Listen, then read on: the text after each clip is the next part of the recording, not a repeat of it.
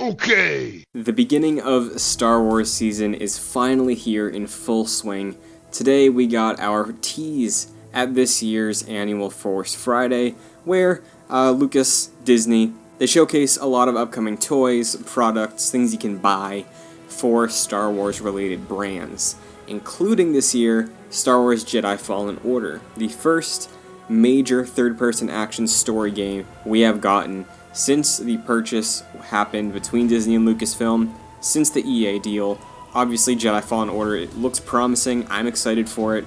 I'm really into how combat looks. It seems like it's taking some inspirations from some of my favorite games this generation, as far as the pacing goes and the methodical nature of sword-based combat. But today, I think, is finally the day I can say I'm hyped for Jedi Fallen Order, because the new trailer really struck me. So far, I was understanding the marketing vibe they were going for. They want to establish Cal as this rebel who's in hiding, a survivor from a forgotten dead age. But with this new Jedi Fallen Order trailer, we have that sense of the Star Wars adventure finally. The trailer showcases several worlds, hints at several gameplay mechanics which we haven't seen yet, which we will get to, but there is obviously the awesome new additions to the Star Wars lore that we'd get a little bit more fleshed out in here, as well as some teases. So first off, we do get more looks at Cal Kestis and BD-1. These are the two characters that we're most intimately familiar with through all the marketing so far for Fallen Order, but we do get a more personal look at who this mysterious Jedi Knight is. We know her name is Cere, or Cere, C-E-R-E, and she is a Jedi Knight. She's a Jedi Knight on the run trying to survive, and Cal runs into her, and it seems like that's where the inciting of this journey begins. She has this awesome looking alien sidekick, which makes up the crew that Cal and BD-1 agree to join during the trailer. The comparison since day one was that this is Star Wars meets Uncharted, and it really does show, especially with the scope of things. One of my favorite moments, and one of the moments that is very Uncharted, is around 45 seconds in. We see Cal put his hand on a ruined temple, maybe contact it or interact with it through the Force. The door raises and that opens up a cavern for us to explore. Again, using the lightsaber as a flashlight of sorts to guide his way through this dark cave. Love the utility of that. Really hope that's a returning gameplay mechanic when we do get to explore these tombs and mausoleums of the old Jedi Order. It's a very unique aesthetic to go for in this modern age of Star Wars, where I feel like the sequel trilogy hasn't touched on relics of the ancient past. I'm not talking original trilogy, I'm talking centuries ago. But it looks to be that we're going to explore those eras and the remnants of these other fallen orders, not just the downfall of the Jedi Order that we saw in the prequels. So the extent of that, I don't know. I don't know if we're gonna reach Old Republic stuff, but by the age of these temples, it makes me curious. The trailer builds with a very nice narration from Cere.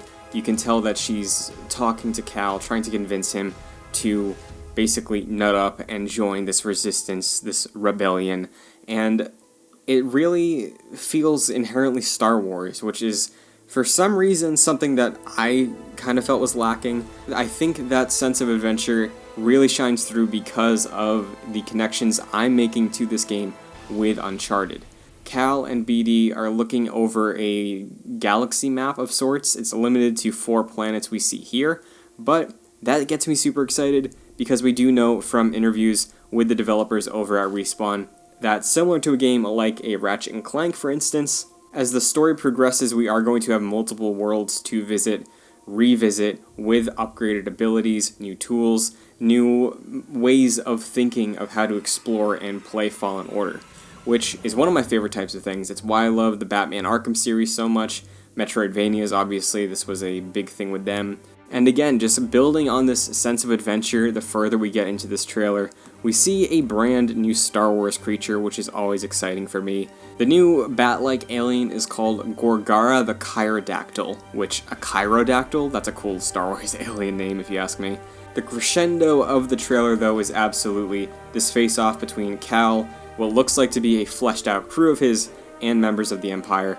And one of the cooler things here is that there's an Empire elite alien. From my immediate memory, it screams the larger alien on Maz Kanata's bar that was sitting with the woman who called in the appearance of Han Solo. But the really standout thing for me is the fact that there's an alien creature working for the Empire in what seems to be a position of power. On his waist, you do see a lightsaber that can be carried by Inquisitors. We've seen the Second Sister carry something like this, but it's really fascinating that the Empire would give a position of power to a alien creature, because as far as my knowledge and understanding of the Star Wars canon goes, the Empire is elitist in a way that they really want to prioritize the benefit and employment of humans. So I'm curious to see what this guy's about. He interests me. And I think that's something that's really cool, because if we rewind a second to look at Cal's crew does look fleshed out with a lot of different races of Star Wars creatures. We have what looks to be a Chiss right next to him. I'm blanking on the race of this name, but it's the guy next to him is the guy that was named after the Blink-182 song, I think, in Force Awakens. And what I think is a Zabrak next to him. So seeing this expansive cast, which hopefully will grow as we progress through the game, really makes me excited for the sense of adventure and camaraderie that I assume is going to take place in the birth of this age of rebellion in Star Wars. And of course, at the end of the trailer, we get the montage cutting together loads of different action sequences, kind of things we've seen before, but in slightly different ways of presenting them. Love seeing the face-off against the Second Sister again. Really interested to see what her character is about. But I really enjoy this trailer, if you couldn't tell.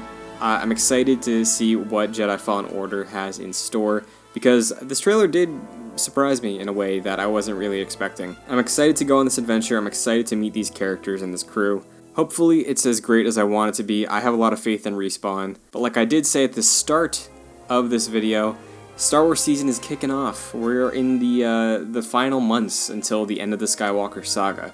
So if you enjoyed this video, if you like hearing me talk about Star Wars, if you want to hear me talk about Star Wars with someone who knows even more about Star Wars than I do, may I suggest to you Jedi Nights. Jedi Nights is a Star Wars retrospective podcast that's going to be beginning October 4th, actual Force Friday, where myself, my buddy Mike Connors, and Pat Maroney, if you're familiar with Excelsior, you know Pat, we're going to be reviewing every single Star Wars film minus the Clone Wars film. Might work in some other canon in there as well if we have the time.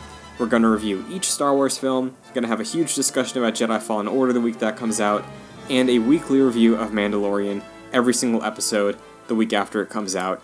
So if that sounds interesting to you, I'll link to the podcast feeds in the description down below, but you can also check it out here on JoyClicks. So once again, if you did stick around this long, I appreciate it. I'm so excited for Star Wars to be back in the swing of things once again. I'd like to hear from you. What do you think of this Jedi Fallen Order trailer? Are you more excited? Less excited? So thank you once again, and as always, good vibes and good game.